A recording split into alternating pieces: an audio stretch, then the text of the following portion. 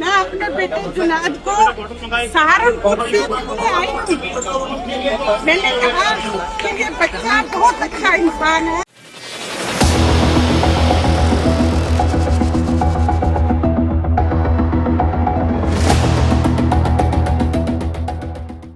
ప్రేమకు లేదు సరిహద్దు. ద్వేషాన్ని గెలిచిన మానవత్వపు నిధి నేటి ఆధునిక ప్రపంచంలో మనుషుల మధ్య గోడలు పెరుగుతున్నాయి. కులం, మతం, ప్రాంతం అనే భేదాలు మానవత్వాన్ని విడదీస్తున్నాయి. కానీ ఈ చీకటి కోణాల మధ్య కూడా నిస్వార్థమైనటువంటి ప్రేమ అనే వెలుగు ఇంకా ఆరిపోలేదని నిరూపిస్తుంది. ఈ నిజ జీవిత దృశ్యం ఢిల్లీలోని జంతర్ మంతర్ వేదికగా జరిగిన ఈ సంఘటన కేవలం ఇద్దరు వ్యక్తుల కలయిక మాత్రమే కాదు, సమాజంపై ద్వేషం పెంచుకుంటున్న ప్రతి ఒక్కరికి ఒక నిశ్శబ్ద హెచ్చరిక, హృదయాన్ని కదిలించే సందేశం. జంతర్ మంతర్ నిరసన క్షేత్రంలో ఒక నిశ్శబ్ద విప్లవం. ఢిల్లీలోని జంతర్ మంతర్ ఎప్పుడూ నిరసనలు, ధర్నాలు, ఆందోళనలతో రద్దీగా ఉంటుంది.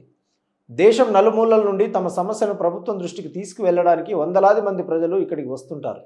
అలాంటి కల్లోల వాతావరణంలో మహమ్మద్ జునైద్ అనే ఒక సాధారణ యువకుడు మానవత్వానికి ప్రతిరూపంగా నిలిచాడు. జంతర్ మంతర్ వద్దకు వచ్చే నిరసనకారులు, ఆకలితో అలమటించే పేదలు, ఎండకు అల్లాడిపోయే వృద్ధులు మరియు రోగులకు జునైద్ అండగా నిలిచాడు. జంతర్ మంతర్ క్షేత్రంలో కష్టాల్లో ఉన్నటువంటి ప్రజల ఆకలి తీర్చడానికి ఆహారం ఏర్పాటు చేయడం, ఉచితంగా మంచినీరు అందించడం మరియు అనారోగ్యంతో ఉన్న వారికి వైద్య సాయం అందించడం వంటి పనులను అతను నిరంతరం చేస్తున్నాడు.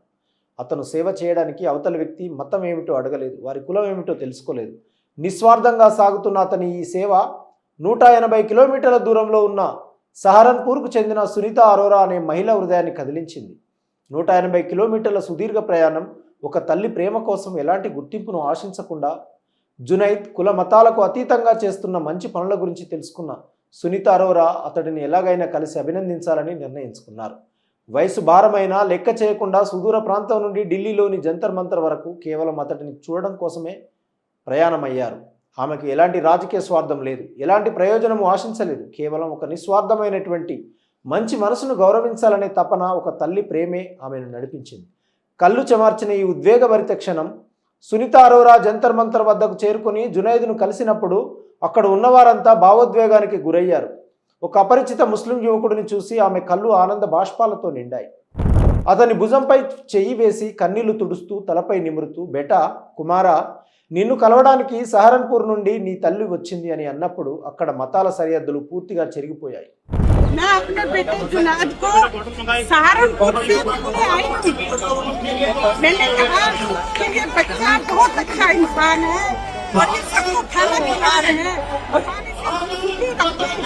बहुत तरक्की है और हमारा भाईचारा बना रहे। भाईचारा जिंदाबाद, भाईचारा जिंदाबाद.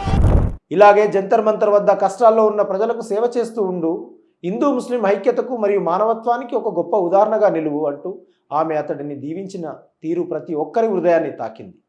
ఈ కథనం మనకి ఇచ్చే స్ఫూర్తి ఏంటి? సేవ చేయడానికి మరియు ప్రేమను పంచడానికి మనకు కావాల్సింది కేవలం ఒక నిస్వార్థమైనటువంటి హృదయం మాత్రమే. దేశం కంటే ప్రేమే శక్తివంతమైనది. సమాజంలో దేశం యొక్క గోడలు ఎంత ఎత్తుకు పెరిగినా ప్రేమ మరియు మానవత్వం ముందు అవి కూలిపోక తప్పదు. మంచిని గుర్తించి అభినందించాలి. ఒక వ్యక్తి చేసే మంచి పనిని సమాజం గుర్తించి వెన్ను తట్టినప్పుడు ఆ సేవకు మరింత బలం చేకూరుతుంది. భారతదేశం యొక్క అసలైన అందం భిన్నత్వంలో ఏకత్వం.